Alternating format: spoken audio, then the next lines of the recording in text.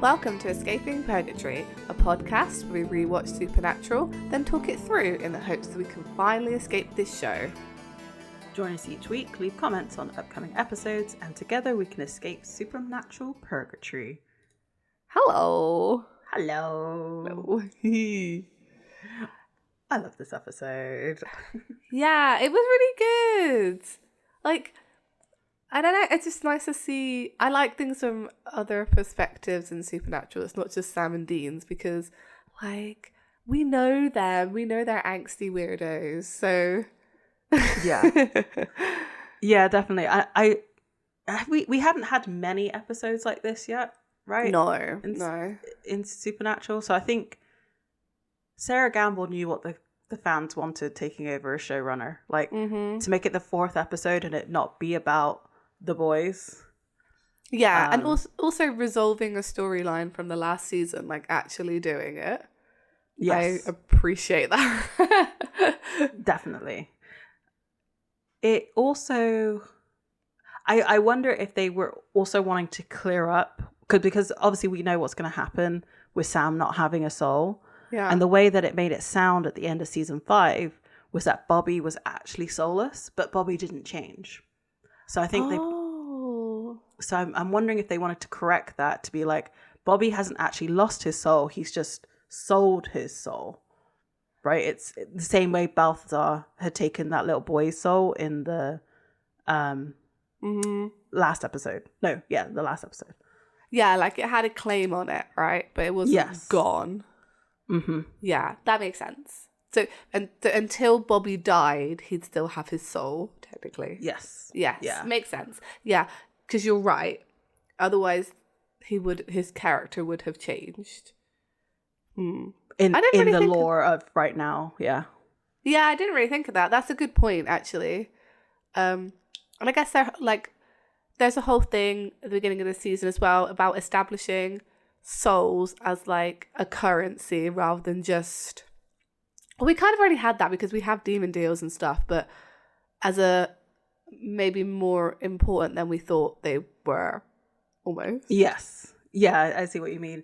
And because what it seemed like before was that, you know, the whole, well, they were collecting souls for their basically a demon army, so they could take the souls in and then corrupt them. Mm-hmm. And then they can become demons, so then they can fight in the holy war, right? Mm-hmm. It makes in this bit of the season, it's almost like souls are almost trading cards that they're kind of like dealing between them, and some souls hold more power than others. You know, they're like shinies. Mm-hmm. So yep. Yeah, and that's how I always saw them. I think it works as an analogy for like most of the interactions we have with souls. Just think of souls of Pokemon cards. I think, and we'll be fine. Yeah. And like the Sam and Dean's are like the most rarest of the rare, like the Charizard with the error or whatever. Maybe it wasn't an error, but like there's a certain Charizard shiny card that's worth like several $100s and pounds. Yeah, exactly. I think that's it. Yeah. Sam and Dean are shiny Charizards. I got you. So we didn't actually say what episode we're doing, but no. I mean, so it's I guess I'll say it's season 6, episode 4, Weekend at Bobby's, written by Andrew Dabb and Daniel Laughlin, and directed by Jensen Ackles. Yeah, I think there's like a whole like directorial debut behind the scenes thing on the DVD. I need to check. But if there is, I mean, we'll cover that in our wrap up because we normally do the extras from the DVDs. Yeah, that's a good idea. We can do that. Yeah, but yeah, I think this is the first. I believe so too. Yeah. Yeah, at anything that Jensen directed, I think this is the first. Yeah, and it was really good. It was. I'm curious to see his directorial style as we move forward, because this obviously he didn't direct himself that much in this episode. He's in like 3 scenes. Yeah. But I feel like in the episodes that he later directs, he's much more on screen. So it'll be interesting to see. I need to look this up. I didn't look it up, but I'll do it for my own sake. I wonder if he works with the same like director of photography. That's interesting. Because that's also kind of important to how like the look of your episodes are. So I'm wondering if because this episode didn't really have like a particular style yet, but obviously it's his first one. Yeah. So I'm wondering if that changes over time and you know how that kind of goes. Yeah, you can definitely see like I think the influences of the people who already direct on Supernatural, like some of the shots were like similar. Because to be fair, it looked like an episode of Supernatural. It wasn't anything like crazy, but I feel like that in itself is probably quite a hard thing to do, to make it look like what other people have done. So yeah. No, I thought it was fine. Yeah. Also, it was such a good episode for him. I think Jensen appreciates the character of Bobby Singer quite a lot. Yes. And so I think for him to be able to have his director debut, directorial debut, that's the word I was trying to say, and it be like such a fundamental character, I think it's quite nice. Yeah, and we definitely see more of Bobby in this episode, like more of his quirks and more of his personality than even we saw in the other episode with Jodie in as well. I can't think of the name of the episode right now, but you know the one I mean, where the dead all rise. Men don't wear plaid. That's it, yeah. He was still very much Bob in that episode. We started to see more of his like backstory and a few of his quirks, but he was still quite, I don't know, grumpy old Bobby, right? Whereas here we see him with a bit more humour. And I don't know if some of that as well as Andrew Dabb. Like, obviously he becomes showrunner like late showrunner. And I think he always enjoyed the humour of the characters. I don't know. But it definitely all worked well together. Yeah, definitely. One thing that often happens with the Dabb and Laughlin episode, I feel like is like somewhat inappropriate jokes. Yes. And I don't feel like that actually happened in this one. Like there wasn't really like it's usually like Sam or was usually Dean actually being just not appropriate with like younger women. Yeah, what is that? Yeah, no, I know you. I know what you mean there. I remember some episodes, but he wasn't in enough. That's true. Yeah, that's very, very true. That's probably what it was. But like, I mean, you know, Bobby interacted with Jodie, who's significantly younger than him. He could have said something weird then. Andrew Dabb just writes Dean weird. Like I think that's the conclusion I'm coming to, because all the other characters seem okay. I think it's just, I don't know. It's the Dean effect. It's just he writes him weird, and I'm looking forward to later seasons to see how much of a disconnect I do feel with the character. I think. Yeah, definitely. Do you want to jump into it? Yeah, let's do it. Let's do this episode. Awesome. This is his first intro, I think, in a while that I haven't already skipped into the episode, like halfway through the episode while I'm talking about it. Congratulations! Yay! Gimme! So we have the recap at the beginning, and it's the introduction of Crowley. It's also... No, sorry, it's not the introduction of Crowley. It's the introduction to Crowley to Bobby, specifically. Yeah. At the end of season 5. We also get the introduction of Rufus from Time Is On My Side, which I thought, I mean, you know me, I love Rufus. Yeah. He could be in every episode and I'll be happy. I also really enjoyed their interactions because obviously, like, we've seen them on the phone sort of, but like seeing them together in person was kind of it was fun to see. Yeah. We also get the introduction of Jodie Mills again from Dead Men Don't Wear Plaid, and then we get how we got to this episode of Bobby selling his soul. Yeah. And then the end of the last episode with Dean asking Sam if he's okay, and like Sam lying to him basically. Yeah. Well, maybe not lying to him, but just like, I don't know, saying he's great when he probably shouldn't be. So I love this interaction that happens here. So we're in Bobby's house and the TV's playing and it comes up saying 1 year ago. So this is probably shortly after Sam has gone to hell and the apocalypse is all over. And Bobby is summoning a demon and it's Crowley.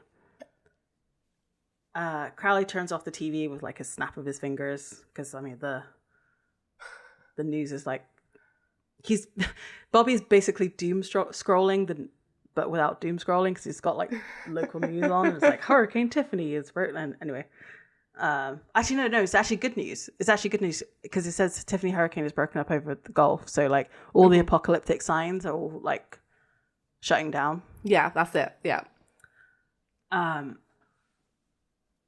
So Crowley's like talking to him. Is that swan die? Swan song, swan die. Oh yeah, I get it.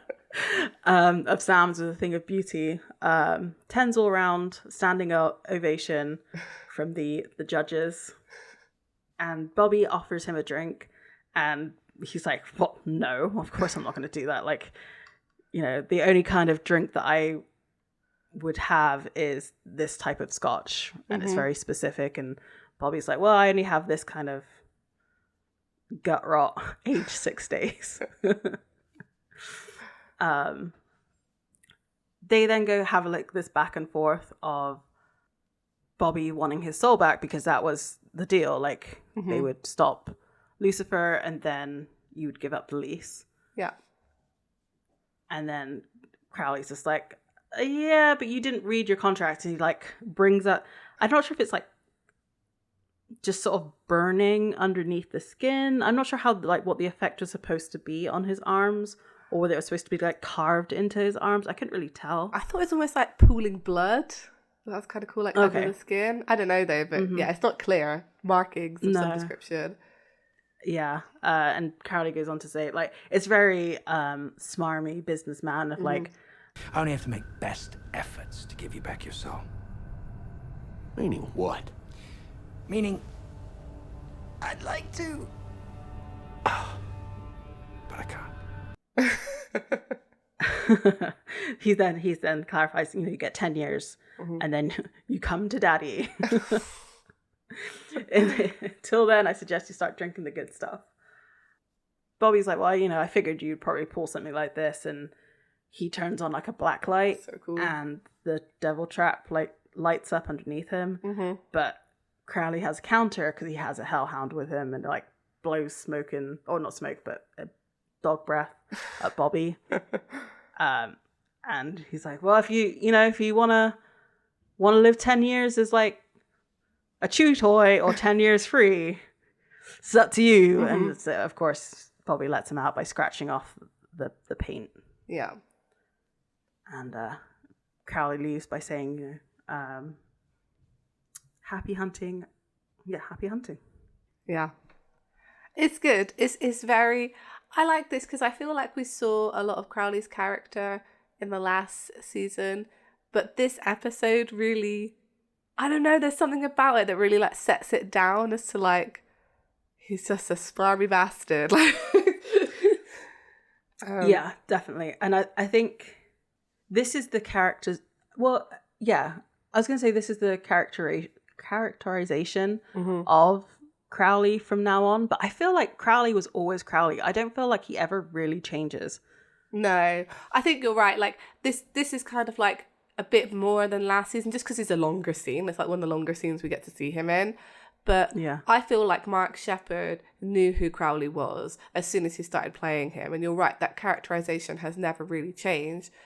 There's like later seasons where there's more layers of that character, but like I said, the character never fundamentally changed in any way. Like, and I can't think of many instances either where there was any like out of character moments for Crowley, where there have been for other characters already.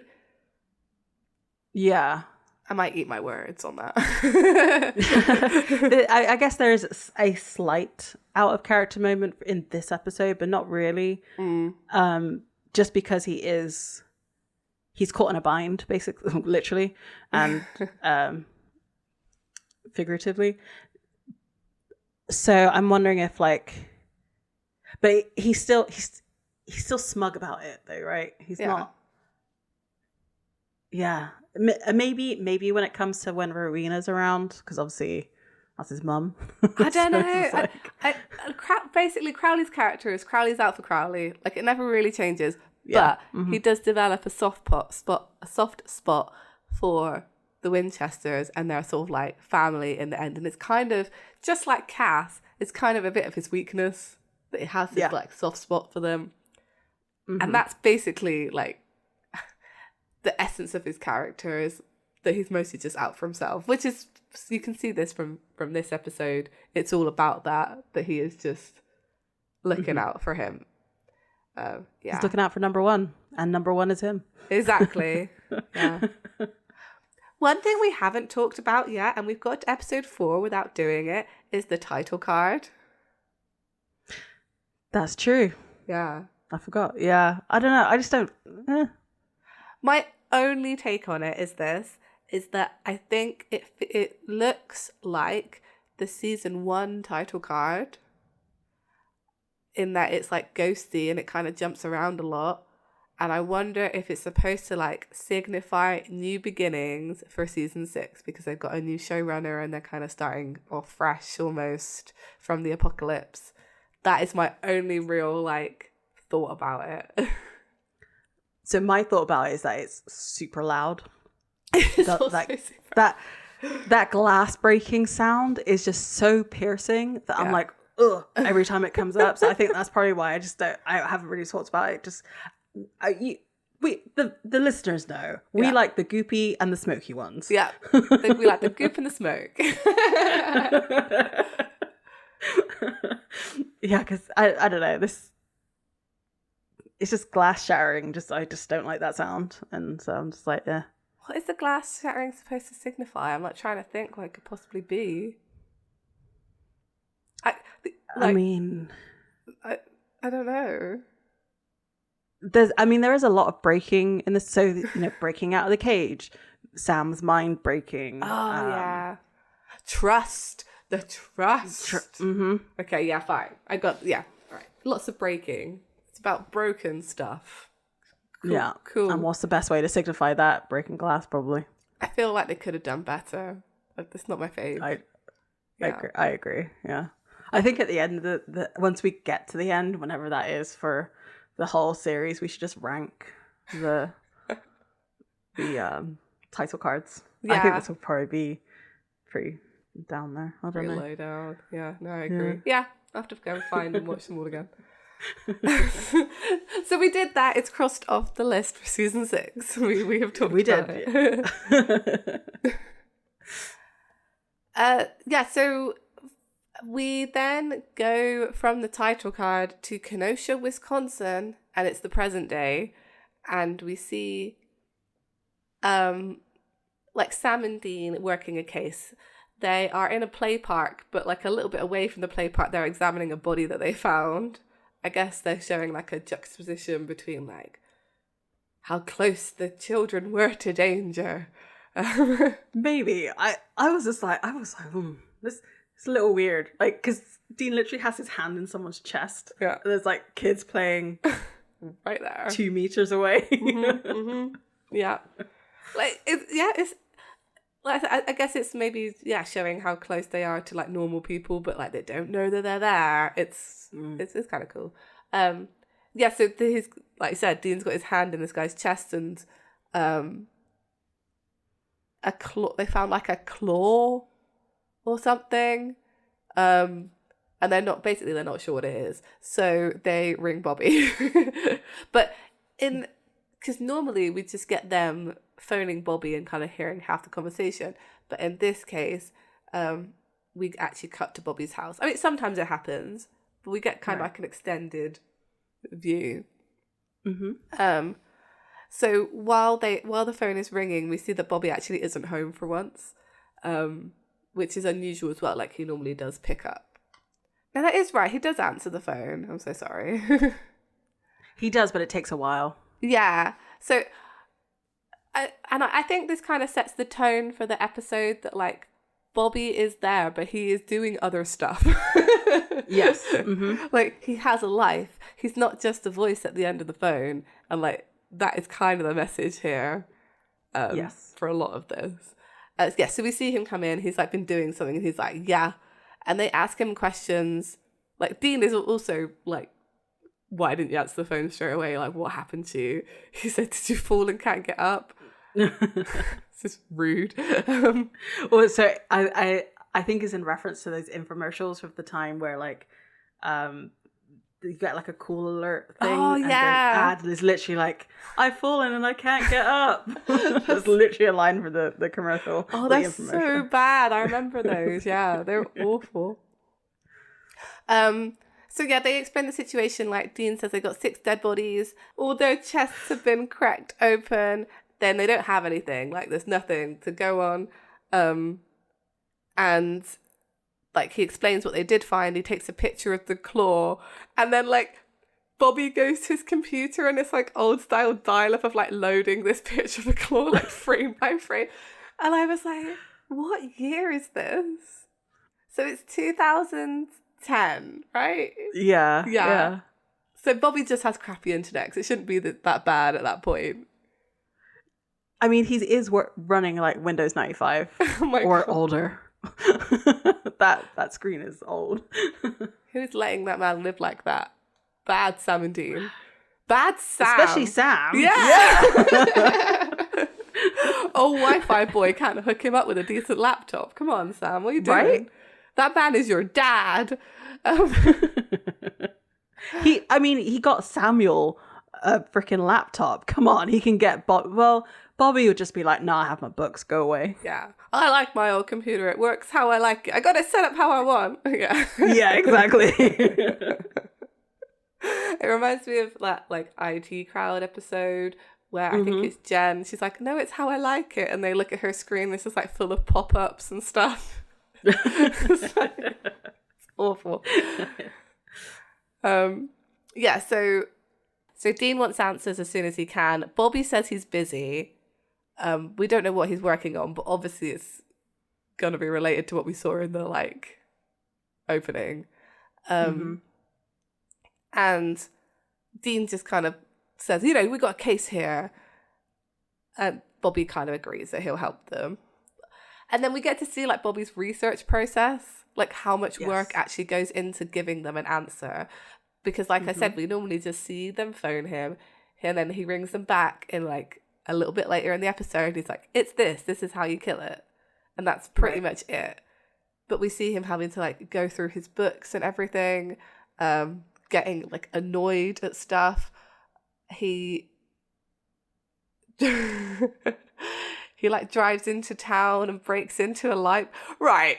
This is the one thing that annoyed by this episode. Why would his library have a specifically like old book about this creature? It's in like the ass end of nowhere. I mean, it is a university, so maybe it is like they might have a folklore focus or something. Maybe. I don't know. I'm making it up. I agree though.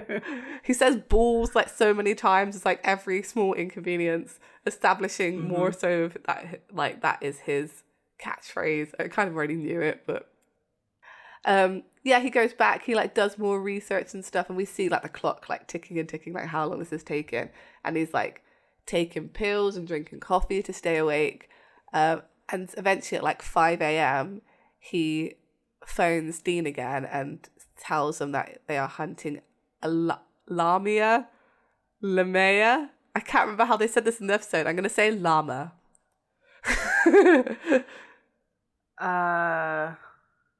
Yeah, I don't remember. I don't think know. It's Lamia. Lamia. It's Greek, so however a Greek person would say it. Why are you asking me like I know that? Just letting the people know. Let the people We decide. don't speak Greek, so don't harm us.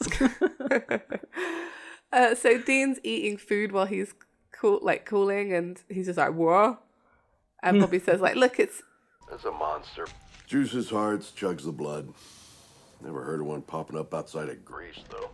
this kind of ties into the fact that we're seeing weird monsters throughout this season as well, like the whole thing with Samuel Campbell also. And he explains that they can kill it with a silver knife, blessed by a padre." And then all Dean says is "gotcha" and hangs at the phone, which is really like cutting when we've just seen how much work like Bobby's put into that. He's just like, yeah. Doesn't even say thank you. Not even thank you, which is like, it puts into perspective all of the other times this has happened. Yeah. And just like, ooh, yeah, it doesn't feel so good. And like during the apocalypse, like how much work was Bobby doing and like how much sleep was he getting, and then like the stress of it for him. So of course he ended up selling his soul, right? To get them any lead. Yeah. Because I think that Bobby felt like by not being able to find out, because this would find out ultimately where Lucifer is, for him not to be able to do that was letting them down, because he always gets an answer, right? For them. Yeah. And he like in this episode, he can always find an alternative. Exactly. And like even Bobby's a bit taken aback. He like looks at the phone and he just goes, "You're welcome." That was such like an English thing to do. Yeah, Like, the passive aggressiveness of it all. So then when he puts the phone down, we hear a woman shout, "Hey, I'm still here." And we see Bobby go down to the panic room, and he has a Crossroads demon tied up in like this female vessel, and we know she's a Crossroads demon because she has red eyes. So they have this little back and forth, you know, they're like biting into each other. Like she says, "You were gone so long, I assumed it was an alcoholic coma." And he says, "Where were we?" You know, picking up where they left off before. Like, who knows how long this has been going on for. So yeah, he's there trying to get information about Crowley from this demon, who is clearly his underling, because she is a Crossroads demon, as is Crowley. And he's also like testing a theory. So while this demon's taunting him like he doesn't really care, he kind of gets this bag out, and you don't see what's in it, but he gets this flamethrower out, and he's like, and as he's doing it, the demon starts burning up as well, like all across her shoulder and part of her face and stuff. And before he had started doing that, she was like, "It's not going to work. It's not going to work. It's just a myth. It's just a myth." And then obviously whatever it is does work.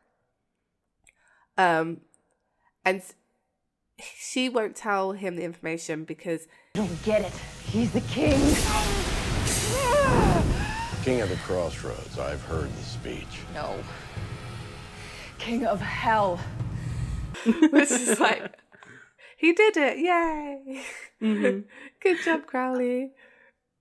Yeah, so as she kind of gives out that little tidbit, the doorbell rings.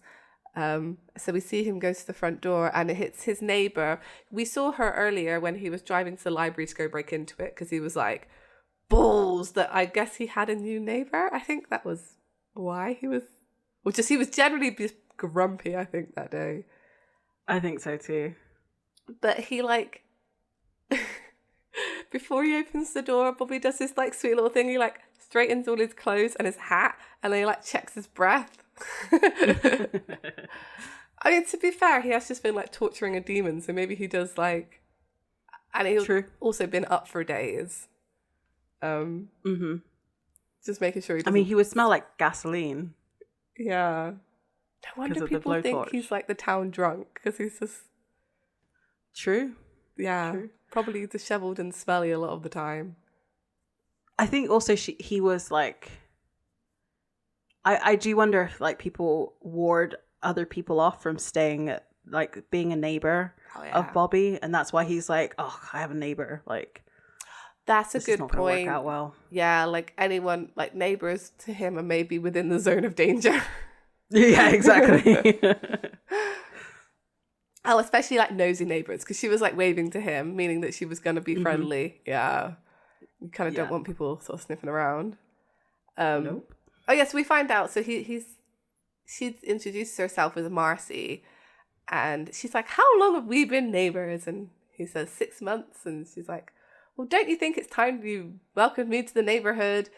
And she gives him a pie. Well, it's a cobbler, but it's a pie. I'm still calling it a pie.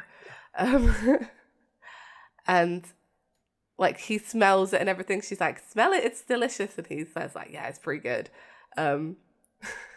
The Crossroads demon then starts like screaming in the background, and Bobby's just like, It's stupid horror flicks. Guilty pleasure. I love scary movies. Hey, have you seen Drag Me to Hell? which is such a good one to bring up. And he says, trying to avoid it. I did like literally. That. Yeah, I did like that bit of banter. Yeah. So she invites him over to like watch a movie with her, and she'll make him some food or whatever, and he's just immediately trying to get out of it. So she gives him another excuse to come round. She says her wood chipper is broken, so like, can he come fix it for her? Just whenever. And they sort of awkwardly shake hands before she leaves. I think it's showing us like Bobby's maybe not the most social of people, but he would like to be. I think so. And like, he's probably a bit confused at why like his neighbor is kind of hitting on him, right? I don't think that happens very often. Yeah, that's true. Someone's like flirting with him. Mm-hmm. Yeah, there is a bit of that, isn't there? Because I'm guessing he hasn't dated anyone since his wife, because he's been I would assume so, yeah. all consumed with hunting, so there ain't no time for the ladies. No, I wonder if he ever... Did we talk about this with Ellen? Like whether they have ever... I don't think so. I think Ellen was always faithful to her husband. I think similar situation, right? He got killed on a hunt, and then she was like, no hunting. I'm staying away from hunters. Yeah. Yeah. Until they weren't. So Bobby goes back to the basement with after putting down the pie, and the Crossroads demon again taunts him. It's like, oh, she sounds nice. Like, are you going to make sweet love to her before you stab her to death? Obviously, like, referencing his wife. And Bobby just goes, like, full flamethrower on this tub still, and the demon starts screaming again. He's asking for Crowley's name. McLeod. Fergus McLeod. I swear. We call him Lucky the leprechaun behind his back. McLeod's Scottish, Einstein. The Crossroads demon wants out. She's like, you got what you wanted, send me back. We had a deal. Right, this comeback, Bobby, this Crossroads demon, I feel like has no frame of reference for this. It's just making you feel good, because he says... Gave it my best effort. And then just flamethrowers her to death. So, I think this is quite a common thing for Crowley to say. Actually, I think it's quite like, maybe not a catchphrase, but it is very much, because it is like business dealing kind of terminology, right? Where they try to get out of making deals or completing deals. It's like, well, I gave it my best effort. Yeah. So I'm wondering if it's like a phrase in their a phrase in their book that is just like, to get out of things. Yeah, exactly. You're probably right, actually. Yeah. So yeah, this demon's very dead. Very dead. Crispy. What I did love about this is that, usually you see wounds heal on demons and things like that. Yes. But the burns actually stayed, which was That's really true. cool. Yeah. Excuse me. The other thing that was pointed at, came to mind in this episode a little bit later on, the realization sort of hit. They are still possessing humans. So Bobby just killed a human. Yes, he did. I do remember us saying we would keep an eye out for when they stop trying to save people. Mm-hmm. And I think it's this season. I think that they've just given up on trying to, even last season. Yeah. There was a little bit with Sam, pulling the demons out of people. Mm-hmm. But even then they were already dead most of the time. Yeah. So I'm wondering if at this point they've just come to the conclusion that anybody who's possessed is already dead. Yeah, there is a kind of casualness with human life unless they're being actively pursued by a monster when they have to save them. There's a lot of death in this season of just normal people. Yeah. Yeah. But yeah, So. I think you're right. They do treat it differently now. It's you're not supposed to remember that they're possessing a vessel. They're just demons, right? But yeah, it is the case. It's definitely still happening.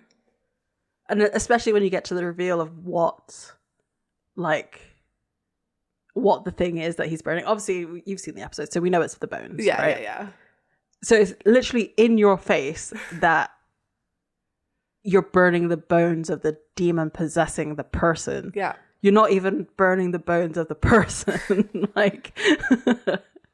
No, you're right. Because they're burning. The thing is, I did like this switch, and they don't use this enough in Supernatural because there's a line that Bobby says later to Crowley where he's like, "You're all just ghosts, right?" As in demons, they're all just ghosts in a different form. So of course, burning your bones would work, and I thought that was really interesting, how they switched it with that. Yeah, that didn't even register. That's so. You're right. Huh. I kind of wish that they made that more of a point, and yeah, I would have, because I did not catch that at all. But you're absolutely right. Because they're expelling them to wherever ghosts go, which they haven't established as anywhere else. I mean, I guess now we know that if they did kill them in this fashion, they go to the empty. For demons, ghosts, yes, because we did see that. What episode was it with that lady from Battlefield Galactica? Oh, that's Galactica. That's Saria. Starbuck, but yes. Yes, her, and she when the bones are burned, she has heavenly looking yeah, light at her. So I get regular ghosts are, you will either go to heaven or hell, and then demons can't go back to hell, so they go to the empty. Yeah. But can demons be redeemed and go to heaven? That'd be an interesting question to ask. Well, watch Has Been Hotel. Maybe you'll get your answer. That's true. But then, I am going off on a tangent here. If they had succeeded in making... So yes, demons can go to heaven. This is how. When they were trying to make Crowley a human, and they succeeded doing it to Dean, right? Where they turned him back from a demon to a human. And then you can go to heaven. True. Yeah. True. So Crowley could have gone to heaven if they succeeded in turning him human, and then he'd been a good guy. And I will ask this again in season 8. The real question is, if they turned Crowley human and then he died again, would he not just have become a demon again if he was because he's a pretty bad dude? Was there a point? Was there a point to it? I mean, yeah. I mean, you're right. You're right. Maybe he'll just be a soul in hell. Yeah. He won't get tortured. Well, I was gonna say maybe he won't get tortured, but all of the demons would come after him. Right? That's worse. That's worse. Because he's literally the king of hell, and now he's powerless. Yeah. That's worse. Again, I'll remind myself now to ask that in season 8. I'm putting a mental note in my brain. I'm not going to write it down anywhere because it's funnier if I don't. Somebody can come back and remind me. Yeah. Oh. Anyway, yeah. So yeah. So we're back upstairs, and Bobby has a map of Scotland in front of him, and the phone rings, and it's Garth on the line. We know who Garth is, but nobody else does. That's true. We haven't actually met Garth yet. I like that Nope. they're sort of like teasing at his character. Mm-hmm. So he's explaining to Garth that, you know, vamps don't do that. It sounds like it's something else. You know, contact the FBI, and then the phone rings again. A different phone rings, and he's like, Garth, no, the real FBI. He's like, how are you still alive? And we see all these phones, like we've seen it before in another episode where he's people call him and he has a line, and he's continuously answering the phone while he's trying to do other things, like looking up at this map of Scotland. So the last phone rings, and then he hears a knock at the door. He goes to the door, and it's Rufus.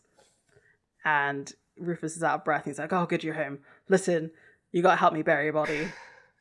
And Bobby's just like, what? All right, then. I suppose I can do that. Best friend ever. Best friends. Bobby's trying to find out, you know, why did Rufus come here of all places? I will say that the place they decided to bury this body was kind of stupid. Yeah. Like, it's completely out in the open.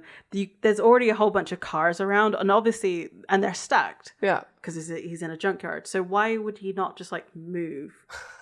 A stack. He's obviously can stack the cars. So why wouldn't he unstack a car pile and bury the body there? Because he's in a rush, goddammit. That's true. That's true. Rufus shows the body that's covered in the back, and Rufus explains it's an Okami. And Bobby's like, well, there hasn't been one of those. You never see those outside of Japan. And it's quite interesting that, like, these two are basically the same. They are very similar. Like, before Rufus started to go back out into the field, he was the researcher as well, but, like, he researched for his own purposes. Yeah. Right? Like, he wasn't helping anybody. He was just, I don't know, preparing for the end or whatever. Yeah. Monsters lately. Is it me or is it weird? Yeah, well, it's definitely something. So, you got a shovel? And then you see Bobby with a mechanical digger, and Rufus is like, man, I know what I want for Hanukkah. Didn't know that Rufus was Jewish, but there you go. I feel like maybe he mentioned it the first time we see him. I can't remember. I don't know. But no, I love that. I like that little, like, drop line. That's great. So you see that they've built the hole, they throw the body in, and then it cuts to a little bit later, and they're filling back the hole, like just the last bit, like covering the gravel. And clearly, obviously, they have had time, so they've been talking. So the son of a bitch's name is Fergus MacLeod? That's the son of a bitch's name. Where you gonna look? Scotland. Crowley let slip that he likes Craig. It's Scotch. Only made and sold in a tiny area on the north tip of Caithness County. Well, he's kind of right, though, because I kind of... I know, like, my friends went on, like, a whiskey tour of Scotland, and different areas do have their specific region of Scotch whiskey. Like, that is actually a thing. Like, there's like the Isle of Skye whiskey and all that kind of stuff. So I guess you could, but, like, it's interesting that he's made the leap from, like, his name's MacLeod, that sounds Scottish, to the fact that he likes a certain whiskey that's made in Scotland, so he must be from Scotland. Like, because I feel like a lot of people drink a lot of whiskey, and a lot of people drink Scottish whiskey. But he did say he'd been drinking it since he was, like, a baby or whatever. I don't know. It was just, like, a big leap to take. Like, that's a big, like, he could have just been lying. You're right, because I don't think Crowley has talked about like how old he actually is. Like I feel like it's in this episode that we find out that Crowley was like born in the 1600s. So he is making a lot of assumptions, and like just because Crowley is English doesn't like it is kind of funny that a Scotsman has chosen an English vessel. Like I don't think that actually happened. True. I never thought of that, but like the thing is, does Rowena ever make a point of like taking the piss out of him because he's like got an English accent rather than a Scottish one? I think so. Yeah. I think she does. If she didn't, that's a missed opportunity. But I think if you are not British, you don't know that, right? You don't know how much the Scots hate the English. Right, exactly. Because it would have been some people do. Yeah, there would have been way more attention. Not everybody. The thing is, I do also feel that they made Crowley Scottish only for this bit to work, and then they just kind of had to keep it.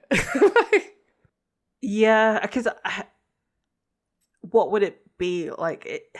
Because like he really likes cherry Bakewell, so he must be from the village of Bakewell. Right, or like some good cheddar cheese, so you must be from Cheddar.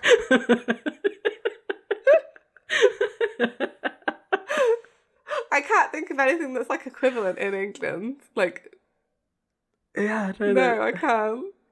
Like, I mean, you can probably identify the region. Cheese. Or cider, maybe. He's not a cider drinker. No, of course not. And then also there isn't like a fancy cider that's being like, you know, no, it's like hundreds of pounds, like a bottle. Can you imagine? It's just apples. It's just apples. It's just apples.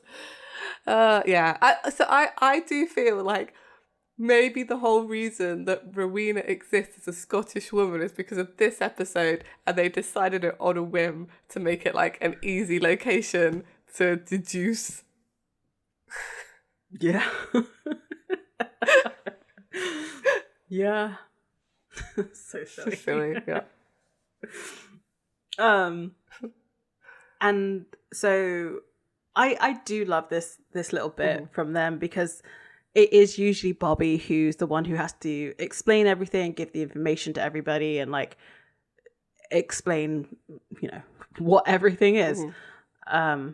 Yeah, so Bobby says, you know, I had got a hunch that that's where Crowley lived and died back when he was a human, a few hundred years before he got sneezed in hell and came out a demon.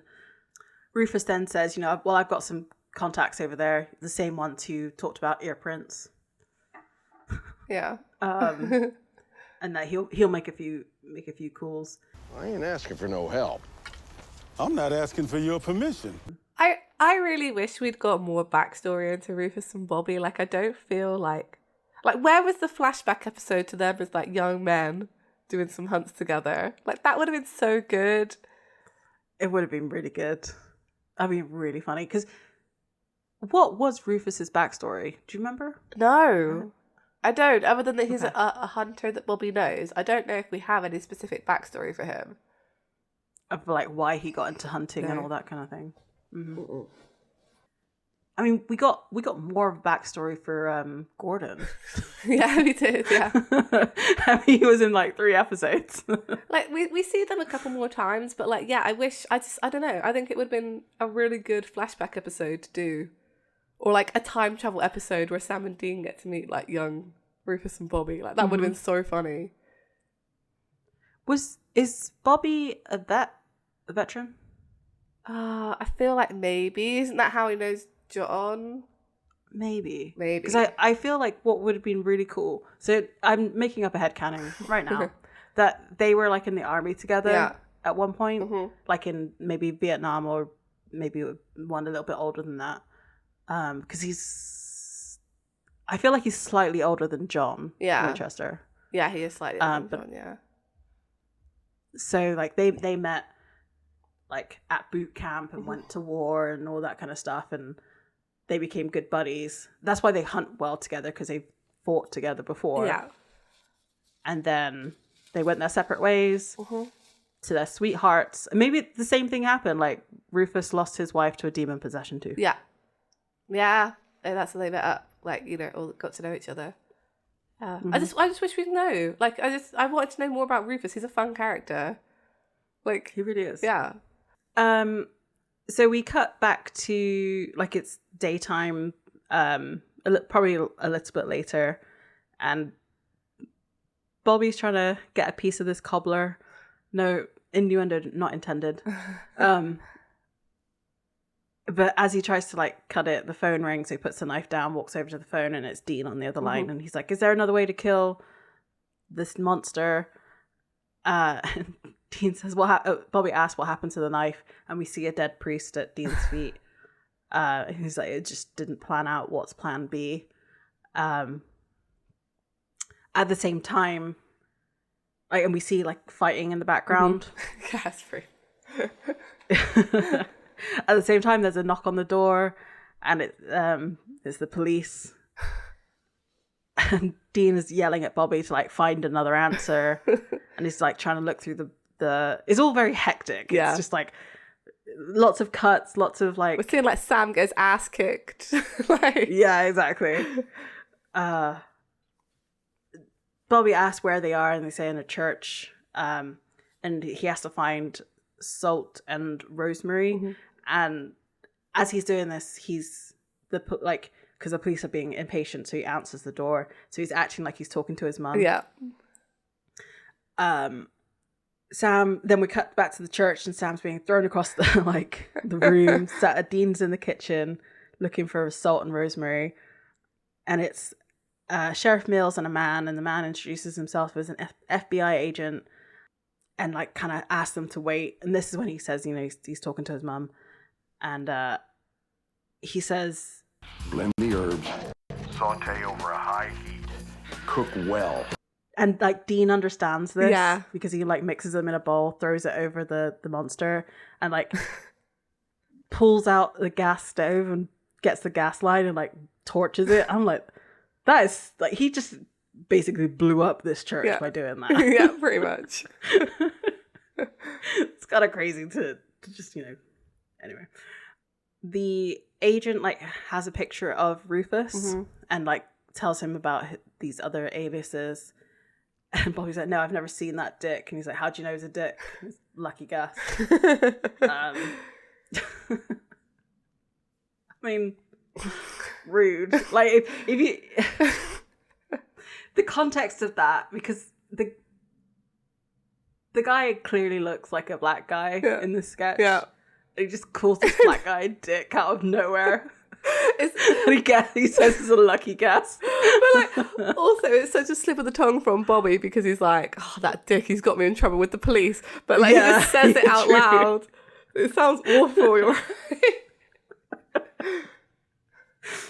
So the agent's like, well, you know, I've got some people out on the road, and he said he was coming this way with a body, and he wants to look around, and Bobby's like, you got a warrant? And, like, yeah, you actually do need one if you want to search someone's house. So this intimidation tactic is stupid.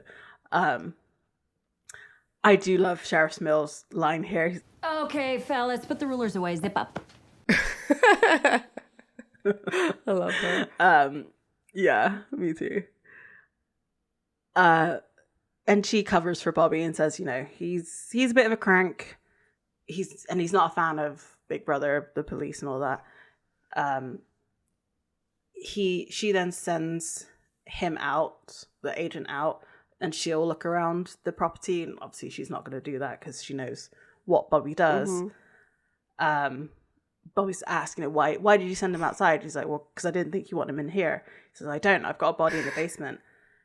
And then he's like, but I've also got one buried in the yard. So they rush outside, and they eventually find the agent, and he's found where the hole was, but, like, now it's empty, but, like, kind of explodey empty.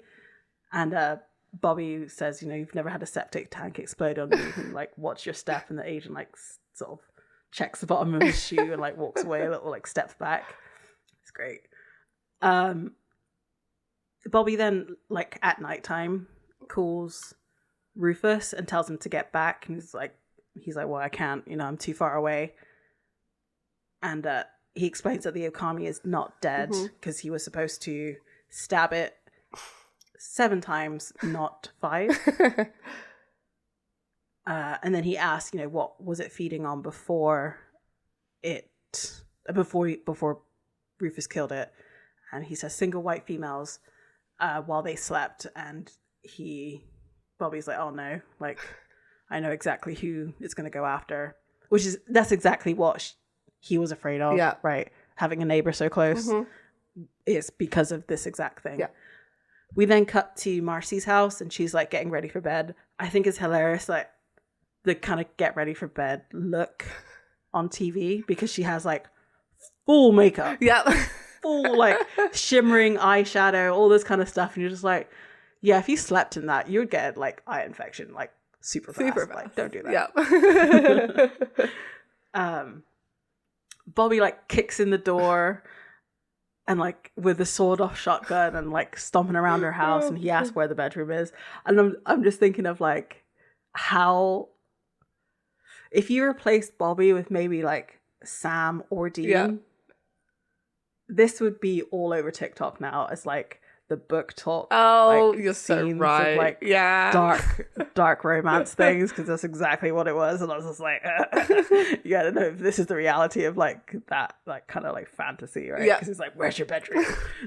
Like, I'm gonna go ravish you in this room. Oh man. Have you seen anything weird? You mean besides you? She then gasps and like looks up, and you see the Okami like in the corner baring its teeth and goes after Bobby. They run outside, or she goes out the window or whatever. They end up outside. He accidentally hits the wood chipper and it starts to go. They fight on top of it, and like the Okami ends up into it and like scattered. I do love that like the blood went back and forward. Yeah. Like, I feel like sometimes they forget that that's what would happen, that some of it would blow back. We then cut to Marcy, who's like covered in blood and like chips. And like Bobby's like, oh, well, I guess I could come over for dinner some night, might be fun. And Marcy's like, I don't think so. He's like, yeah, figures. Story of my life. I remember one of the only notes I wrote for this was Chekhov's wood chipper. It's like Chekhov's gun, where like you mention a gun and then you have to use it later on in the story. I feel like in horror that counts, like if you see a wood chipper or it's mentioned. Yes. It has to then be used later in that story. I don't even think it has to be like horror specifically. Like, it happened in Deadpool 2. Like, there was a wood like yeah. I'm claiming that phrase of Chekhov's wood chipper. Like, I feel like that is a thing. Because I don't think I've ever seen a movie where a wood chipper is there and some horrible thing hasn't happened with it. Like, why do people even still have them? They're like sink disposals. Again, if you see someone putting in a sink disposal, you know how his hand's going in it. Yeah. That's actually funny. There's someone up the road from me who had like a massive tree. Like, they had a crane and everything to get it removed, and there was a massive wood chipper for it. Stay away from that wood chipper. I think my favourite wood chipper scene ever is it's a film. It's got Alan Tudyk in it. I don't think that's how you say his name. And it's like two sort of like hillbilly guys who accidentally murder Tucker and Dale versus that's it. I always remember that one. That guy like falls into the wood chipper. Ugh. And he's like, no, because he's like trying not to murder all these guys. It's a good film. Right. It's a kind of like Cabin in the Woods. It's a flipping the trope because they look like, like you said, they're two hillbillies who look like the kind of hillbillies that would be the murderers in the forest, but they're just really dumb. Yeah, there's just two guys in the woods. And these, I think it's like the college students are so convinced they're going to get murdered that they end up just like dying. Yeah, it's stupid. It's a stupid movie. It's great. Yeah, that's like the one of only things I want to say that was like the most important bit of this episode to me was that goddamn wood chipper. Oh. So poor Bobby, it's daytime again, and he's phoned Rufus. And Rufus is just like, "You're still alive, huh?" And he asks, Rufus says, "How about Godzilla?" You know, because Wakami's so Japanese. Like, there's a tenuous link when it's there. And, you know, Bobby says he put her down, and Rufus is like, "Well, how did you do that? How did you get a dagger blessed by a Shinto priest?" And Bobby just says, "Wood chipper." And it's like, yeah, wood chipper, that pretty much trumps everything. And like Bobby nods like sagely, like this is great hunter knowledge, like, yes, of course, the wood chipper, it trumps everything. Do you think like after this he's like, "Oh, you know, I should probably add a wood chipper to my bag of tricks"? Like, definitely you should have one on site all the time. Oh. So, Rufus is like thanking Bobby for helping him. He's like, "Oh, you know, sorry I screwed up." And Bobby's just like, "Forget it. Like, you know, I still owe you a lot more than you owe me." What is that backstory?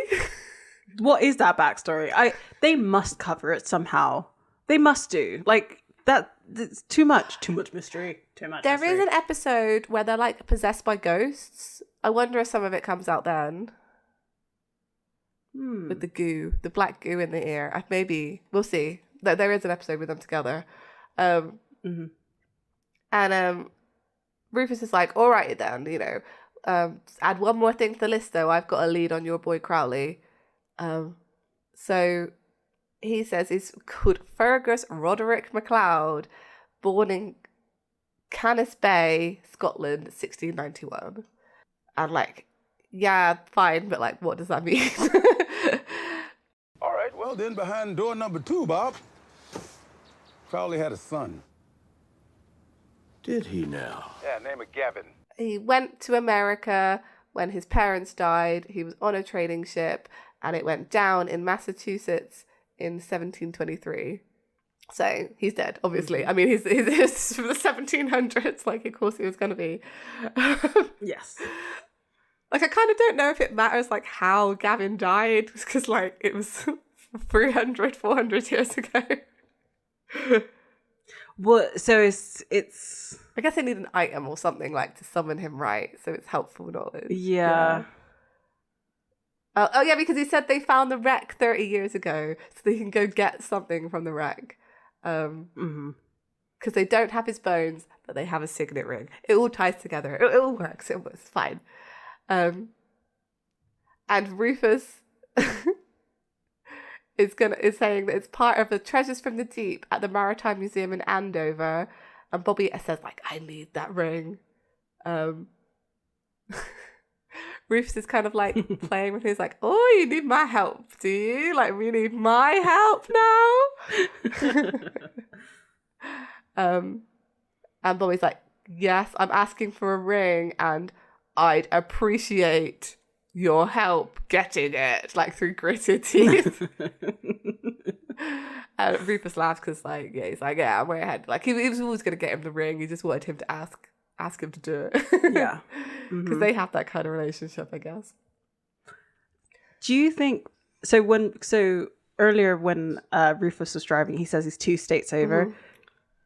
Do you think he already gotten the name from his contact at that point, and that's why he was heading towards Massachusetts? Yeah, it's completely possible. Like, I feel like, I don't think that Rufus could know the situation about Bobby and not want to help. Like, they seem close enough friends. Yeah. Although they, like, pretend they hate each other or whatever. Like, they clearly don't, because Rufus turned up, like, wanted to bury a body, and Bobby was just like, "Yeah, okay."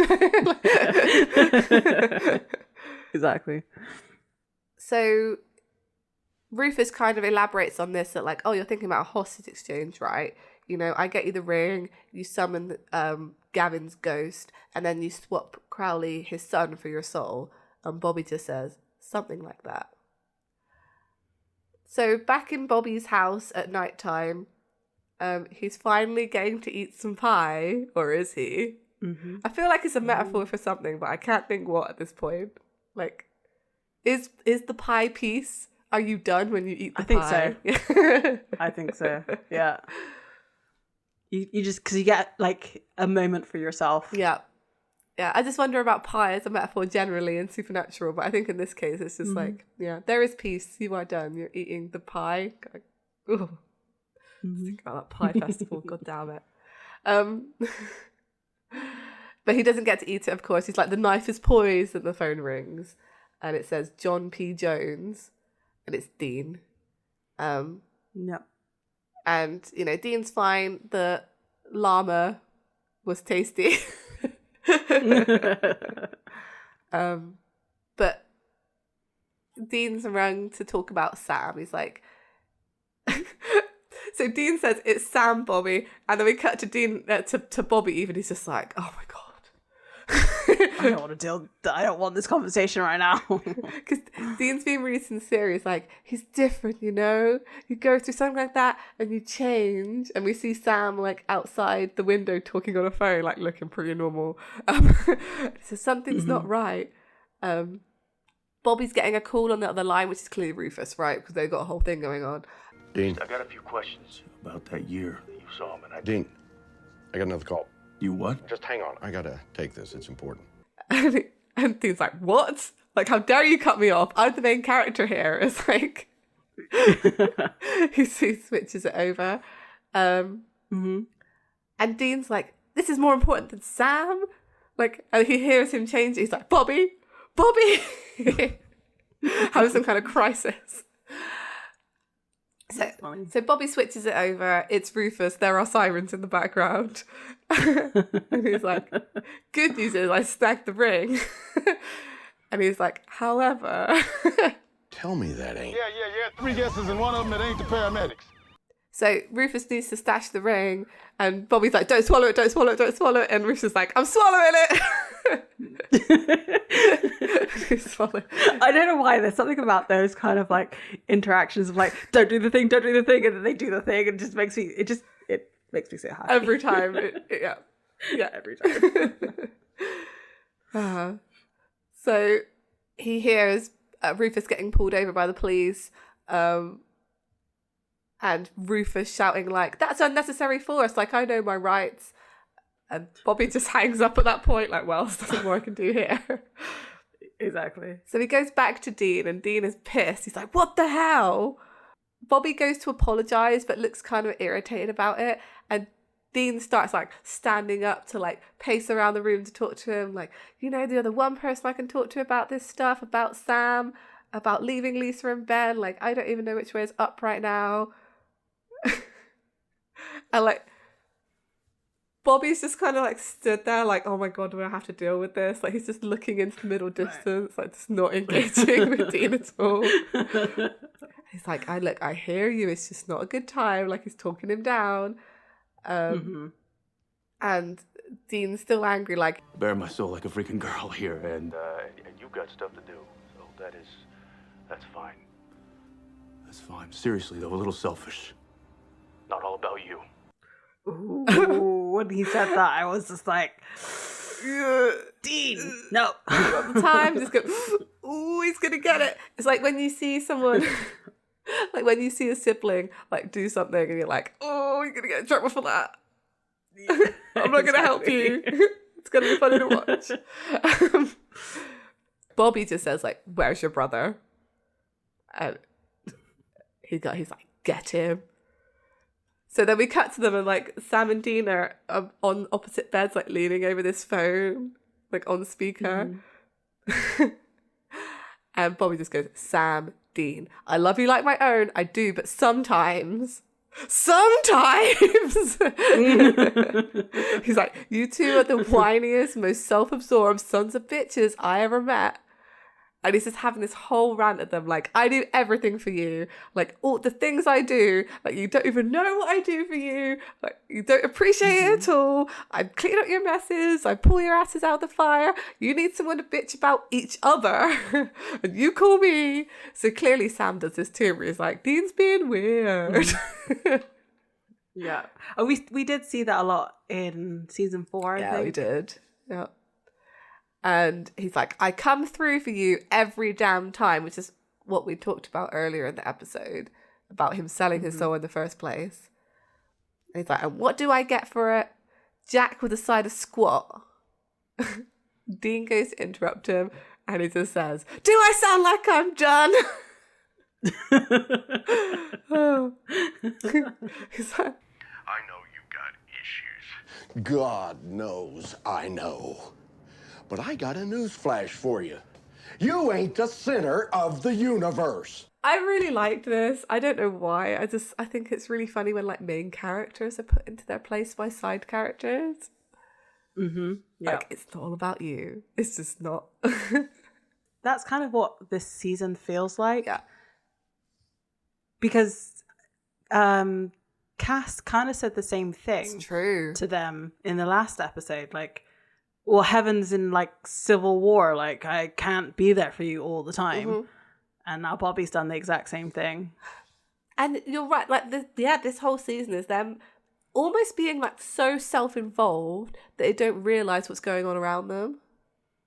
Mm-hmm. Like the whole bit with Cass and Crowley and all of that happens because Sam and Dean are too busy dealing with their own stupid issues. I mean, they are serious for them.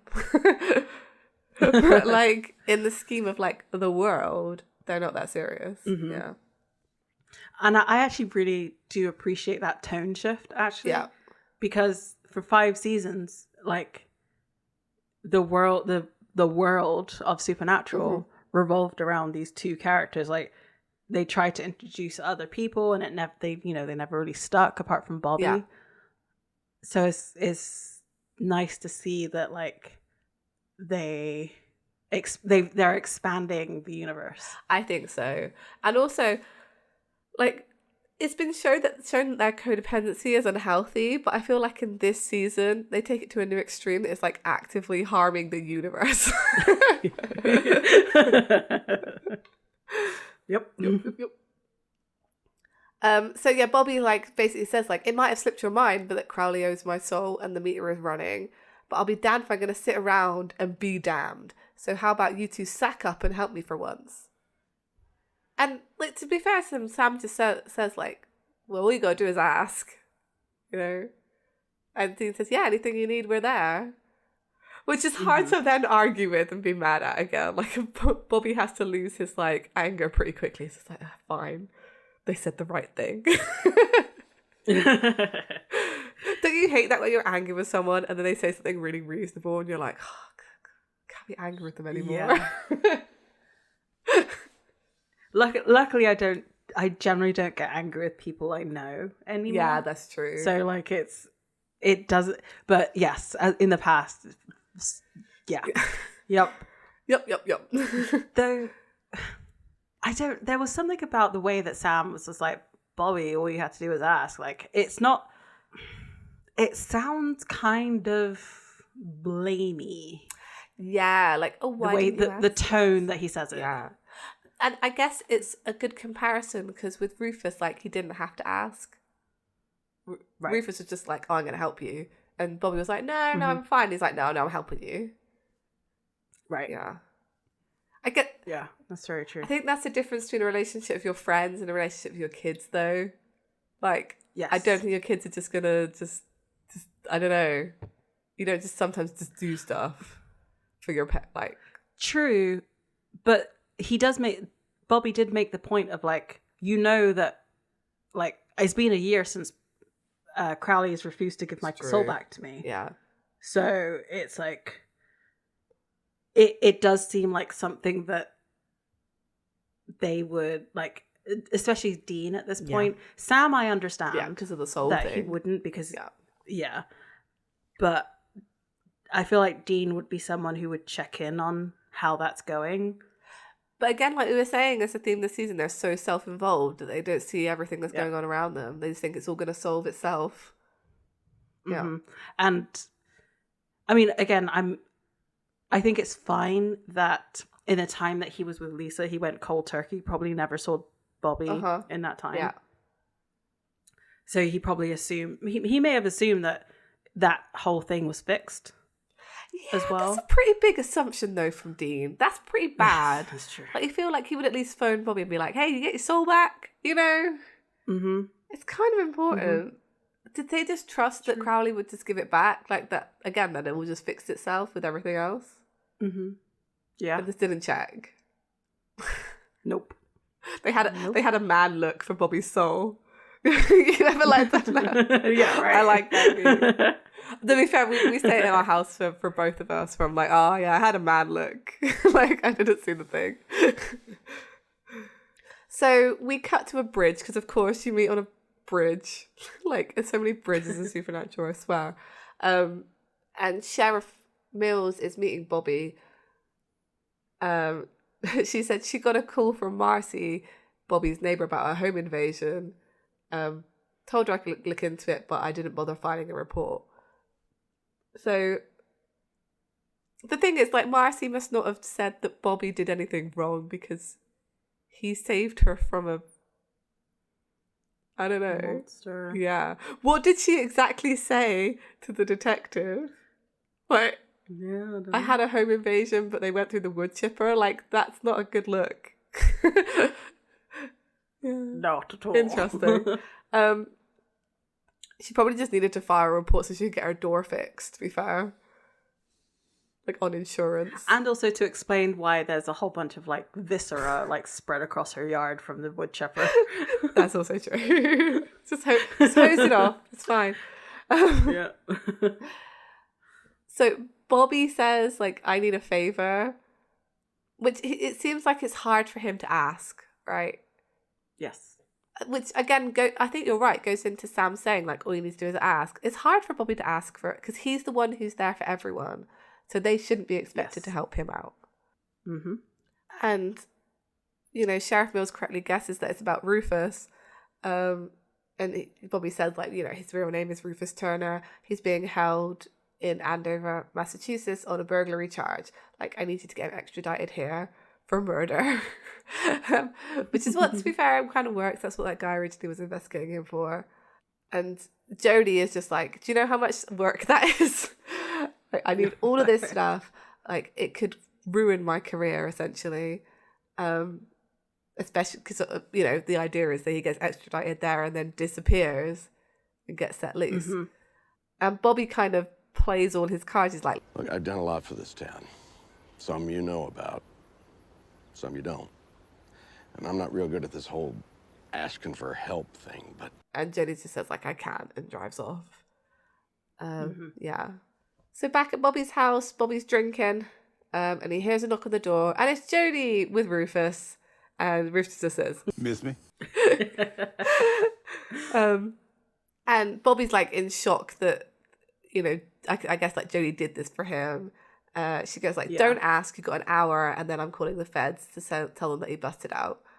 And she's like, if I lose my job over this, I'm taking it out on your ass.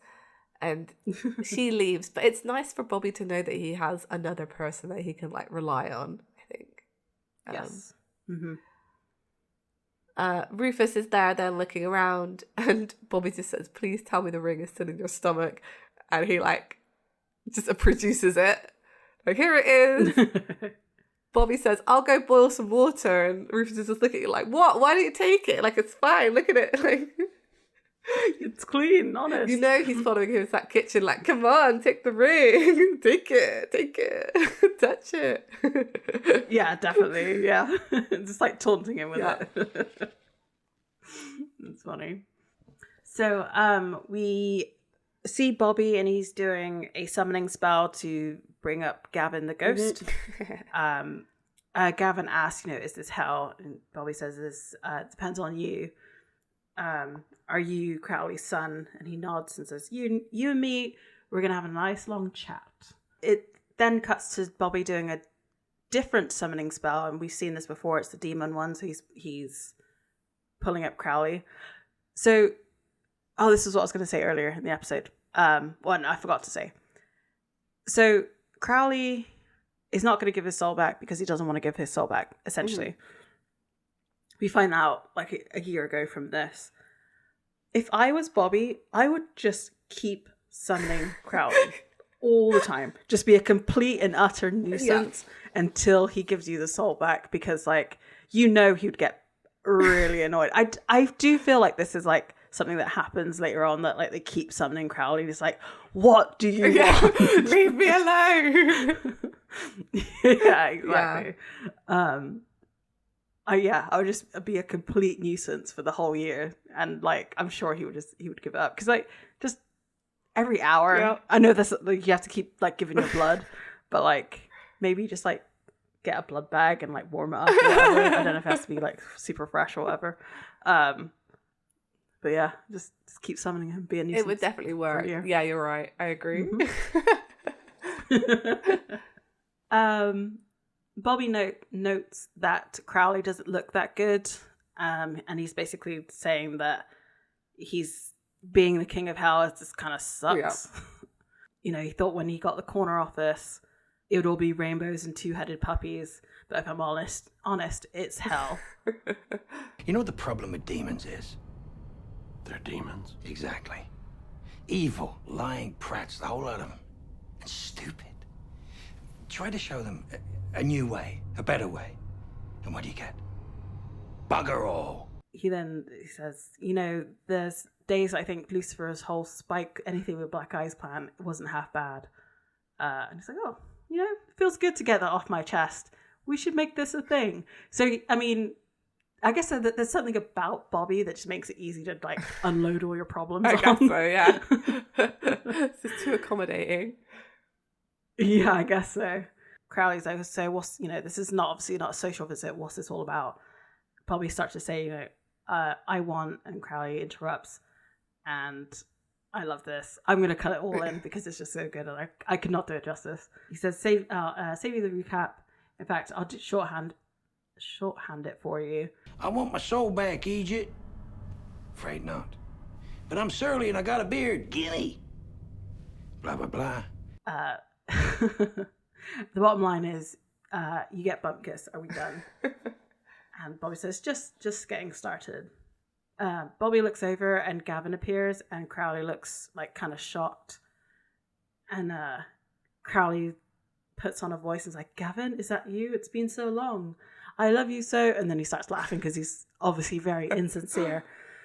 And he's like, sorry, like, I'm laughing because this is so stupid. Your soul for my boy, is that right? He's like, I gotta give you credit for thinking outside the box. Problem is, I loathe the little bastard. You torture him, let me pull up a chair and, I'll watch and burn him back in hell. If that's your bargaining chip, that's the wrong one. And Bobby's like, no, he's not a chip. I was using him to dig up dirt on you. And since Gavin hates you maybe more than you hate him, he was more than happy to squawk. Crowley asked, what do you tell him? And to Gavin looks really weird in this whole scene. Like the way he's just staring. I think Jensen needed to tell him to back off a little bit. Just the intensity, yeah. Yeah, it's a little much. And he says, told him everything, and then he flickers out. I'm surprised that Bobby didn't like release his soul in some kind of way. Maybe he does like off screen or something, but just like so he's not a ghost anymore. I don't know. Maybe they can't because his bones are like at the bottom of the ocean. Yeah, but he has the ring. But it depends where his spirit's tied to, whether it's the bones or the ring. True. And there wouldn't be any organic material left on it because it's, been through Rufus. There is that too. I was going to leave that out, but yeah. I like that this whole plan just hinged on the fact that like Bobby's really good at like calling out deadbeat dads. Like he's had practice, right, with John. And he's like, he took one look at Crowley and was like, yeah, I bet you're a crap dad. What? So I think that the plan changed actually because Rufus did. Because when Rufus was saying that first plan of like, you trade your soul for the sun's soul. Bobby does say something like that, like in response to it. So yeah, maybe he did clock it, or maybe it was just talking with Gavin that like came out that way. Yeah. But if you become the king of hell or the king of the crossroad demons, I would imagine you are not the greatest person in real life. Yeah, exactly. So if you I always got the vibe from Crowley though that he was kind of similar to Cadoman's Crowley. So confusing in that it was like he just started doing some bad things and then like eventually found his way in hell, like oops, and then just like kept doing more bad, like a slide. Mm-hmm. I don't know. Yeah, it just got worse and worse. Rather than and like worse. truly terrible stuff, it was just like misdemeanors. I do maybe. Well, so clearly, Crowley's always been out for number one, like we said at the beginning of this episode. So why would that change in hell? So like, the way to not be tortured all the time is to, go up the ranks until you get to the top. Exactly. And I also have this feeling that Crowley like didn't enjoy being looked down upon. So, and underestimated and all of that. So I'm wondering if that's also part of it, that he didn't want to be the same in life that he was in death. Yeah, I think so. Like, I agree. Yeah, definitely. Definitely like some inferiority complex going on with Crowley. Yeah, exactly. I mean, Bobby somewhat confirms that because he's like, in life you were a 2-bit tailor who sold his soul in exchange for extra 3 inches down below. Oh, so silly. Do you think he told... I mean, it's weird that he told his son that, for one thing. But do you think he told his son that just to be, like, spiteful and, like, that's not actually what he sold his soul for? I don't know. Like, the thing is, it's an easy lie to keep, right? So if it was something else, I'm not sure. But then, like you said, maybe it ties into the fact that, like, maybe he was a bit pathetic as a human, so wanted to rise the ranks in hell, or saw himself as a kind of pathetic human that did something dumb. I don't know. Yeah. The tailor thing fits in though. I feel like he definitely was a tailor. Yes, because he's talked about his suits and things like that a few times, and like you see how he talks about like materialistic things, like he wants the best house, he wants the best whiskey, he wants the best this, that, and the other. So, maybe the whole bit with like drinking this very specific type of whiskey is just like he drinks it because it was something that he could never achieve while he was alive. Yeah. Or I feel like he worked for a lot of rich people if he was a tailor. And it's like jealousy. It's the same as when he's a demon, right? He sees people above him and it's almost like jealousy of like, I want to be there. Yeah. Absolutely.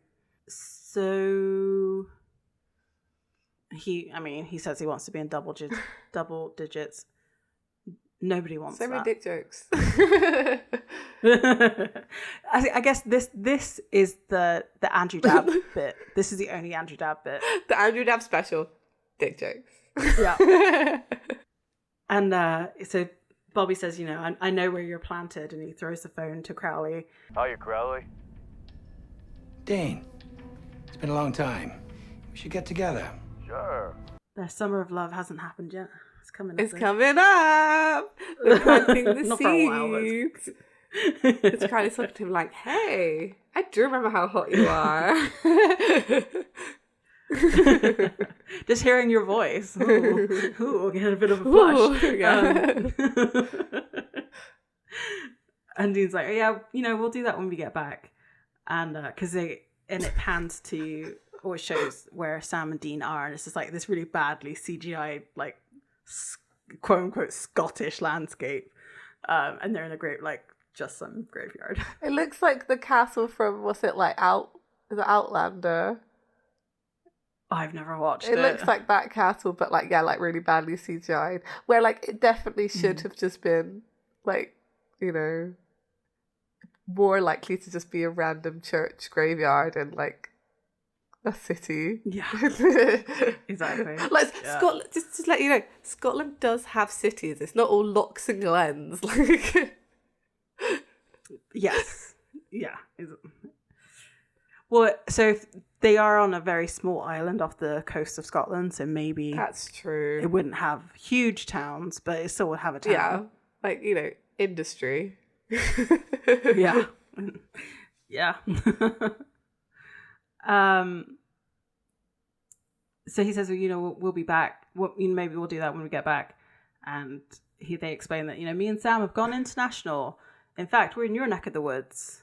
And Crowley looks a little bit nervous. And Dean says, you do really wear a skirt? He's like, it's a kilt.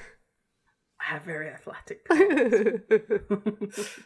So Dean explains that, you know, they've dug up the bones. They're looking at the pile of bones. Crowley's also under the belief that it's a myth that burning the bones would kill him. And Bobby's like, I have an employee of yours who would disagree. And it shows a flashback to the beginning of the episode. And you now see that in that bag were bones.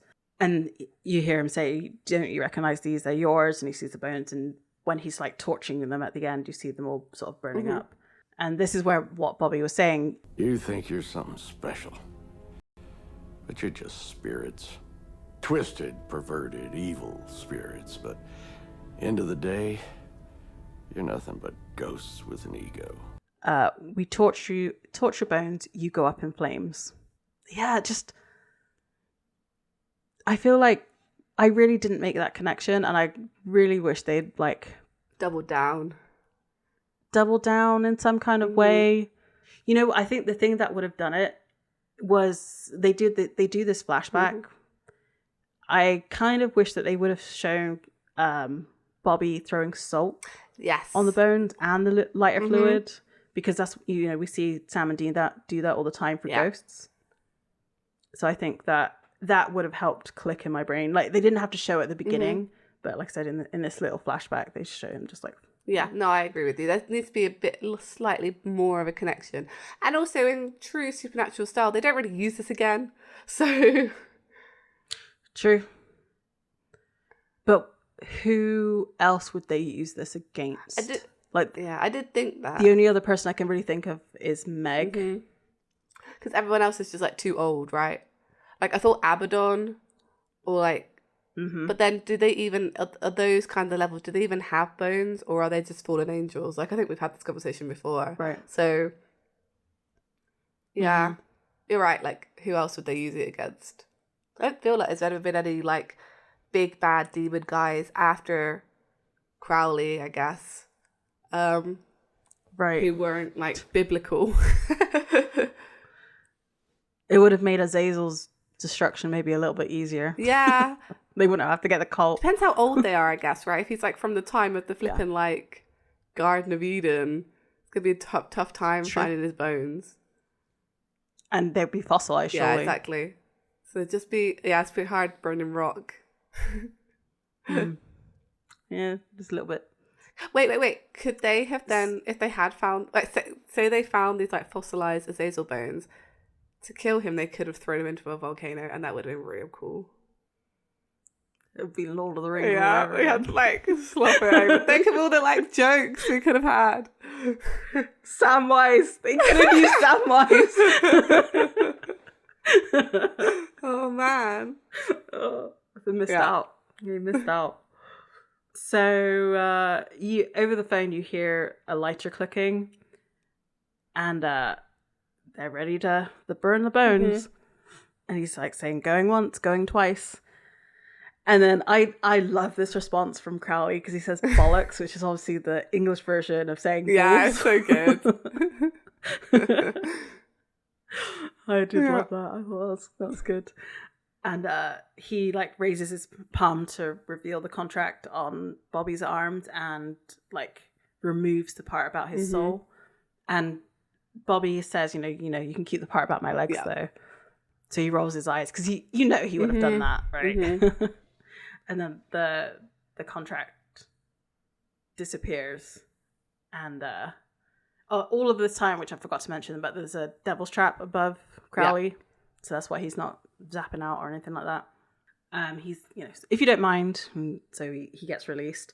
We then are in the graveyard, and Crowley is there, and he's like, I believe those are mine, and he's got like a medical bag, and he starts like collecting his bones, which I'm sure is very strange. Super weird. No, now that I think about it, maybe I'll just napalm your ass anyhow. Dean, he's a dick. But a deal's a deal. How many things would have been solved if they just burned the bones right here and there? So many things, actually, to be fair. Like, as much as I love Crowley as a character, like, so many things. Now, if you'll excuse me, I have a little hell to raise. Do you think he is going down to hell to, like, shoo out all of the demons for, like, revealing his name, like, or something? I don't know. Well, no, I think... the thing is, they've put Crowley in kind of a vulnerable position, right? Because now his bones are exposed for any other demon to find. So I think the first thing he's going to do is like go hide them somewhere that no one can ever find them again, because they've basically like exposed a massive weakness, and he's the king of hell. Yes. So I bet he's real pissed. Yeah. Royally pissed. Royally, you could say, yeah. I wonder if this might come up later on, and I think it does with Abaddon. It just sort of brought to mind because Abaddon is a stronger demon than Crowley, but she didn't rise up to become leader of hell. I wonder if like some of them just like look down on demons and like have no interest in like ruling them, and that's why they sort of like leave it. Like, only Azazel was the one who was, like, basically liaison between Lucifer and the demons. And that was, like, his role. Right? Yeah, I agree with you. I think there's, like, upper echelons of demons that just, like, don't involve themselves in the, like, what are they doing down there? Oh, I see the commoners have elected a new king. Yeah, exactly. Yeah. Yeah, I think it's just like that. Yeah. But, yeah, it'd be interesting to know more about the inner workings of, like, what is going on with the sort of feudal system in hell in this universe, to be honest. So, over the phone, Bobby says, I appreciate you boys, like, lending a hand. Hey, anytime we get to punk Crowley, it works for us. Yeah. Still, knowing how much you love flying the friendly skies. I guess a 9-hour plane trip was no picnic. What'd you do, drink your way through it? Dean was like, I'm fine. And they're at this point, they're in this like tiny little car, like driving somewhere. It's like, it's cute. It's a little bit of an exaggeration on how small like English cars are. They're not that small. Yes, they're small, but they're not that small. They can hold these two guys just fine. I don't know. I'd like to see Sam and Dean try and get into like, a VW Bug. Like, I think it would be funny, like a clown car. But like a 1960s one. 50s Yeah. one. Yeah. Like the fully 60, little one. Or like one of those red tiny robins one, with the 3 wheels. Yes. That would be funny. Now, he white-knuckled his way through 4 puke bags. Well, at least I was sober. Some nut job decided to try something, I was ready. I had a fork. Did we ever find out why Dean was afraid of flying? I mean, obviously there's a valid fear now that, like, after season 1 with the pilot and everything. I don't think like, so. Getting possessed, it's just like crashing It's just like a quirk of his character, right? I think sometimes you're just scared of stuff. And you don't know why. Yeah, true. But yeah, no, I don't think there's any like root cause that is ever explained. I do like that they did explain how hard it was for him, because it was right at the time I was thinking, how did Dean manage that flight? They like started this conversation. That is quite good. So Bobby is trying to apologize for the way that he had spoken to them earlier. And Sam's like, you're fine. You were right. Like, we do take you for granted. And you've been cleaning up our messes for years. And without you, I don't think we would be, where we are today. We don't know where we would end up. Like, they would be dead. Let's be real. Yeah. And Bobby's like, all right, then, let's just roll the credits on this chick flick. And he, tells them to have a good, safe flight and try some of the local grub. I hear it's exotic. And he's like, and Dean says, "Oh yeah, no, definitely. I hear they have an Olive Garden." Do you think that's a joke about maybe that they're actually just still in like Vermont or wherever they are? Like, or that Vancouver even, not Vermont. Like, I feel like that's a little in-joke about them just like never actually leaving Vancouver. I think so. Yeah. I do think that. Bobby then like rolls his eyes and hangs up the phone. And it cuts back to them like driving, and because they're on speaker and Sam's like holding it in the middle, and to emphasize how small the car is, like when he hangs up the phone and brings his arm back, he knocks the steering wheel and like beeps the horn. It's like, it's not that small. Come on, man. They are small. They are smaller than American cars. Rightly so. American cars are too big. That's what I'm saying about that. They're too big. Super big. I agree, and I have a I don't have a too big car, but it is a big car. I wouldn't bring it to England to drive it there. You wouldn't be able to, like, down some of the streets. Yeah, no, not at all.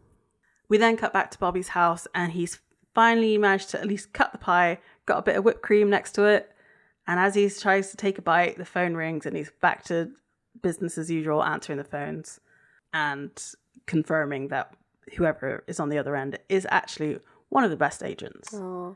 And then the episode ends. And there is no peace. He is not done. He didn't eat the pie. He did not eat the pie. Sad times. Certainly is. But no, really great episode. I really like seeing things from Bobby's point of view, and the fact that they will appreciate him more now going forward.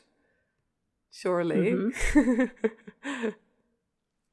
You would think, well, for like the next few months at least, exactly. Until they need something more than they can give. Like, I'm not sure if I mentioned this at the beginning of the episode or if I'd mentioned it before we started recording, but as soon as we got past like the first sort of 5-ish minutes of the episode, I was like, I really this episode is so familiar to me, and I know I haven't watched it more than twice, like maybe even more than once, but I guess it was so different than usual that I was like, it just like stuck out to me. Like, I would have never guessed it by the episode name, but even though it's quite obvious when you think about it, like it really was a weekend at Bobby's. Yeah.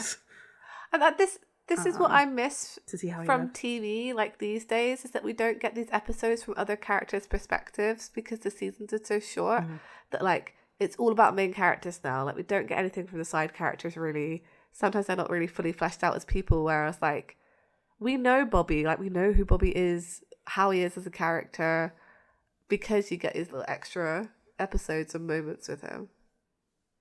Yeah, and we've said it before, that we wanted to see Sam and Dean do laundry and like just have a weekend at Bobby's. You know, it's like the everyday things. Like it doesn't always have to be like, I mean, this, as much as things happen in this episode, there isn't a lot of action. It's a very like dialogue heavy episode, and I don't know, it's just, but it was good. It was good. It was very good. Like that's it. It's a bit more like slower paced, I think. All the action is kind of happens off camera, apart from the fight he has with the Okami, I guess. Because like even when Rufus is like stealing from a museum and like getting arrested by the cops, like that all happens off screen. We just know that it's happening. But it's really cleverly done. It reminds me a little bit like, it reminds me in some ways of Baby, in that the way that a lot of the stuff kind of happens away from the main plot, but we know that it's happening. Right. Sort of like there's a similar sort of storytelling way. I really enjoy it. I really, really like this episode. Would watch again. Yes, and would recommend. We've had some pretty good episodes. 2.5 Men was okay. Well, the season opener was okay, but the last two were really, really well done. I agree. It's funny though, because we had said at the beginning of the last episode that like we felt like that episode was the beginning of season 6 of like how they start hunting. But this episode's got nothing to do with hunting. It's all to do with Bobby. I know. But there is some stuff in the background. So they resolved they resolved the Crowley issue now. That's done. They've established there's some important information as well, like in that Crowley's now the king of hell and it's kind of sucking for him for various reasons, and also that there are more monsters acting weird. So like again, like there's peripheral stuff happening. I like it when they thread stuff through a season like that rather than kind of shoving it in your face. Right. Yeah, that's true. Like the thing is, like, I don't have much like criticism of this episode. It's a good one. I'd like you just got to watch it. It's a good one. It adds to the story. Yeah. It adds to the characters. I think the only downside is, like I said, is that we don't really know much of Bobby and Rufus's backstory.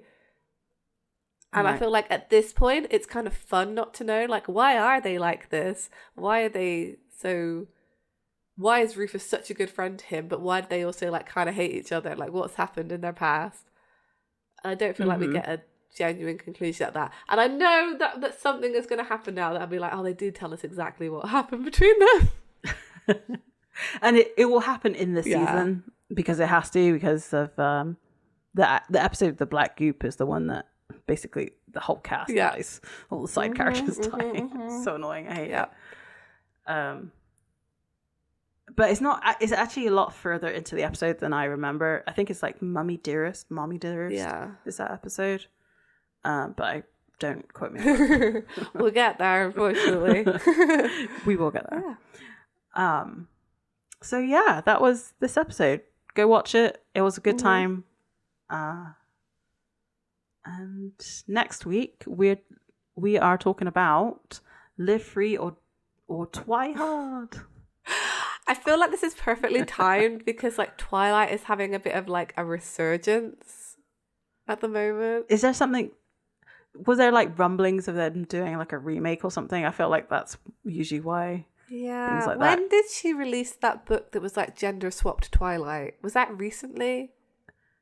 No, that was a lot. That was before she did Edward's perspective. Was that ages ago? Maybe there's like. I feel like it's one of those things where like people have decided it's good again. Like it was like bad, then it was good, then it was like bad, then it was good. And I feel like we're on a like Twilight is good again social media thing. I don't know why. Maybe. Particularly. So yeah. So that's next week's episode. Yeah. I'm sure we'll have lots to say about the. You know what would be really funny? Because I think at this time, the Vampire Diaries has started, at least. That they... Oh, that was a book series I read, actually. I read a lot of the Vampire Diaries. It would be funny if they'd used, like, a poster of, like, that cast instead of who they'd use in this to, like... Because it's a real show, but obviously they have a fake movie. Yeah, that's true. Like they're CW actors, they so could have done that. Yeah, exactly. Anyway. Is there anything else you wanted to add for the end of the episode? No, not really. I think I've said all I've wanted to say on this one. Yeah, this is good.